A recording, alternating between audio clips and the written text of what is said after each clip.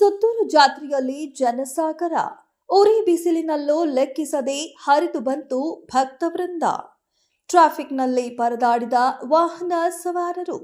ಮೈಸೂರು ಜಿಲ್ಲೆ ನಂಜನಗೂಡು ತಾಲೂಕು ಐತಿಹಾಸಿಕ ಮತ್ತು ಸಾಂಸ್ಕೃತಿಕ ಪರಂಪರೆಯ ಪ್ರತೀಕವಾದ ನಂಜನಗೂಡು ತಾಲೂಕಿನ ಕಪಿಲಾ ನದಿ ತಟದ ಶ್ರೀ ಕ್ಷೇತ್ರ ಸುತ್ತೂರಿನಲ್ಲಿ ನಡೆಯುತ್ತಿರುವ ಆದಿ ಜಗದ್ಗುರು ಶ್ರೀ ಶಿವರಾತ್ರೀಶ್ವರ ಶಿವಯೋಗಿಗಳ ಜಾತ್ರಾ ಮಹೋತ್ಸವವು ಭಾನುವಾರ ಜನಸಾಗರದಿಂದ ತುಂಬಿ ತುಳುಕಿತು.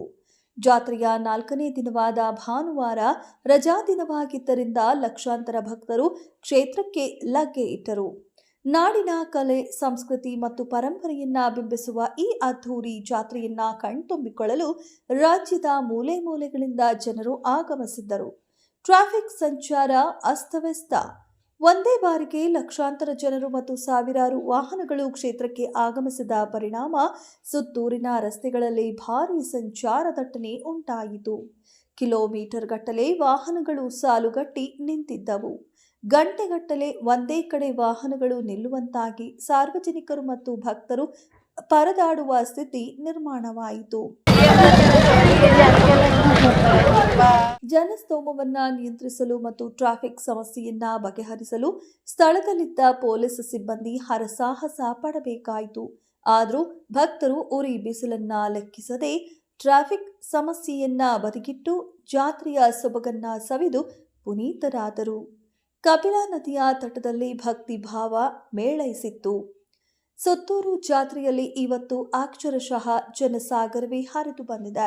ರಜಾ ದಿನವಾದ ಇಂದು ಲಕ್ಷಾಂತರ ಭಕ್ತರು ಜಾತ್ರೆಯ ಸೊಬಗು ಸವಿಯಲು ಮುಗಿಬಿದ್ದರು. ಆದರೆ ಭಾರೀ ಜನದಟ್ಟಣೆಯಿಂದ ಟ್ರಾಫಿಕ್ ಜಾಮ್ ಉಂಟಾಗಿ ಭಕ್ತರು ಪರದಾಡುವಂತಾಯಿತು. ಇದು ಮೈಸೂರು ಜಿಲ್ಲೆಯ ನಂಜನಗೂಡು ತಾಲೂಕಿನ ಐತಿಹಾಸಿಕ ಶ್ರೀ ಕ್ಷೇತ್ರ ಸುತ್ತೂರು ಕಪಿಲಾ ನದಿ ತಟದಲ್ಲಿ ನಡೆಯುತ್ತಿರುವ ಆದಿ ಜಗದ್ಗುರು ಶ್ರೀ ಶಿವರಾತ್ರೀಶ್ವರ ಶಿವಯೋಗಿಗಳ ಜಾತ್ರಾ ಮಹೋತ್ಸವ ಈಗ ವೈಭವದ ತುತ್ತ ತುದಿ ತಲುಪಿದೆ. ಇಂದು ಜಾತ್ರೆಯ 4ನೇ ದಿನ ಭಾನುವಾರ ಆಗಿದ್ದರಿಂದ ಲಕ್ಷಾಂತರ ಜನ ಕಿಕ್ಕಿರಿದು ಸೇರಿದ್ದರು. ರಸ್ತೆಯುದ್ದಕ್ಕೂ ಎತ್ತ ನೋಡಿದರತ್ತ ಬರೀ ತಲೆಗಳೇ ಕಾಣುತ್ತಿದ್ದವು. ಆದರೆ ಈ ಜನಸ್ತೋಮ ಟ್ರಾಫಿಕ್ಗೆ ಬ್ರೇಕ್ ಹಾಕಿತ್ತು. ಗಂಟೆಗಟ್ಟಲೆ ವಾಹನಗಳು ಅಲುಗಾಡದ ಪರಿಸ್ಥಿತಿ ನಿರ್ಮಾಣವಾಗಿತ್ತು. ಪೊಲೀಸರು ಜನರನ್ನ ಚದುರಿಸಲು ಮತ್ತು ವಾಹನ ಸಂಚಾರ ಸುಗಮಗೊಳಿಸಲು ಪಟ್ಟ ಪಾಡು ಅಷ್ಟಿಷ್ಟಲ್ಲ.